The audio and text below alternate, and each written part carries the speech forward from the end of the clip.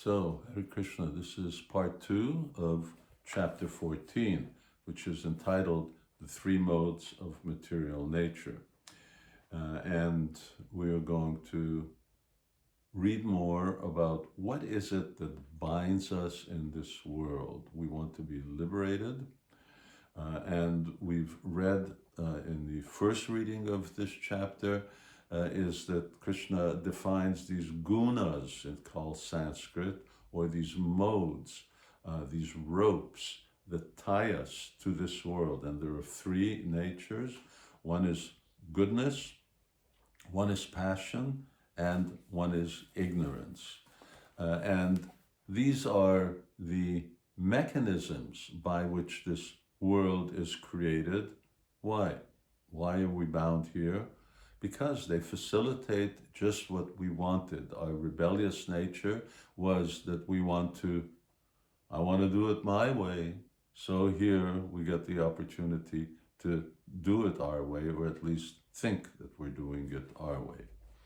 And these modes compete, and this is what Krishna speaks about in the 10th chapter. He says, Rajas, Tamas, Cha, Vibhuya, Sattvam, Bhavati, Bharata, Raja, Sattvam, Tamas, Chaiva, Tamas, Sattvam, Rajastata. He says, sometimes the mode of goodness becomes prominent, defeating passion, ignorance.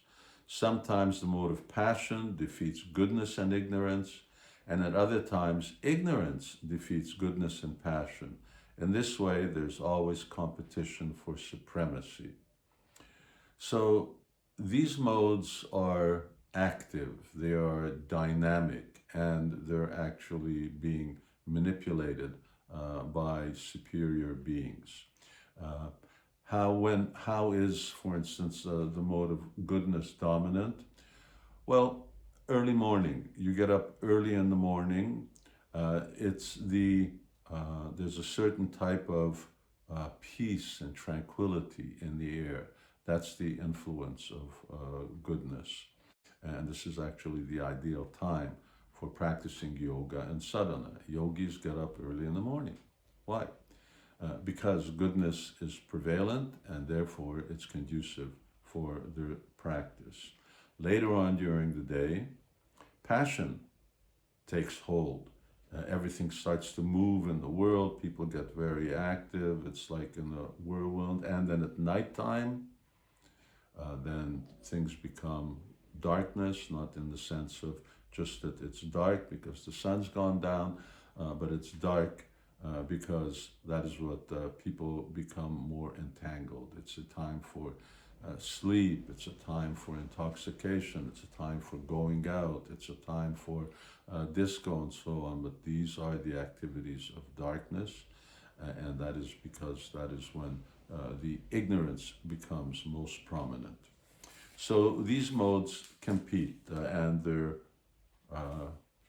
influenced at different times. They're manifest to greater or lesser degrees at different times. Now, how do you experience these modes? How do I know what mode I'm under? Krishna says, the manifestation of the mode of goodness can be experienced when all the gates of the body are illuminated by knowledge. The gates of the body are the eyes, the nose, the ears, the mouth. In other words, when you see things you should be seeing, when you speak things that you should be speaking, when you hear things that you should be hearing, when all of these things are done with knowledge, because I know that the results of these activities are purifying. That's right. And that is the mode of goodness. So that's when I know when I'm in mode of goodness, when my whole life, my conduct, my way of eating, sleeping, working, recreation, all of these things are as they actually should be. And how do I know that they should be? Because I have knowledge. I'm being guided by knowledge. Now, how do you know, perhaps, if someone is in the mode of passion? Krishna says, when there's an increase in the mode of passion, the symptoms of great attachment, fruitive activity, intense endeavor, and uncontrollable desiring and hankering develop. Sound familiar? That is more or less the main thrust of what goes around us in the world today. That's what we call civilization. It's this type of thing. Fruit of activity, I really want to enjoy myself. It's all about enjoyment. And for that enjoyment, you have intense endeavor. You really got to work for it. I've got one job, I've got two jobs, I've got multiple jobs, I'm working 7 days a week. Real endeavor for what? For that something, whether it may be this extraordinary car or going, well, of course, now with virus, no one's going anywhere. Previously, we're going to some exotic place, and uncontrollable desire. Because the more I try to satisfy these desires, the more I endeavor, the more they grow. It's like throwing fuel on a fire. The fire doesn't go out by throwing fuel on it. So uncontrollable desire and hankering. I just want more and more.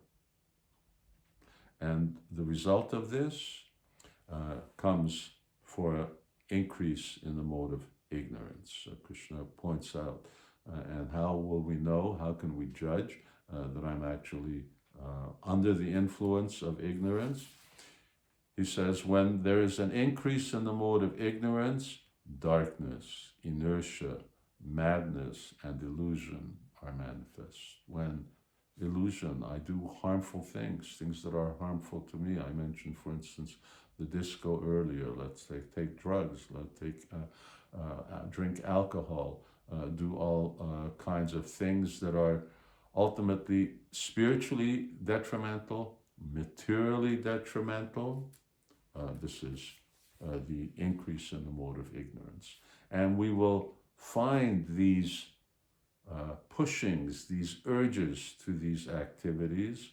Actually, the benefit of goodness is that it protects us from this passion and ignorance. And therefore, yoga is always about cultivating goodness. Now, whatever yoga path someone follows, there will always be this common statement. Oh, well, yeah, I already learned that in Hatha Yoga. I learned that when I was studying, I don't know, Bhagavad Gita or the Upanishads. Yes, we learned it. Why? Because all yoga demands a life in goodness. There's no question of passion or ignorance. And goodness protects us from that, because goodness frees one from karma, purifies one, and helps elevate. But, as we will see, goodness does not actually guarantee perfection. I'd mentioned that we're going to talk about the destination of people who die in the different modes. Krishna explains this, but I'm going to do that the next time so that I don't run too much overtime. And Hare Krishna, what happens to those who die in goodness, passion, or ignorance? Where do they go? See you again. Hare Krishna.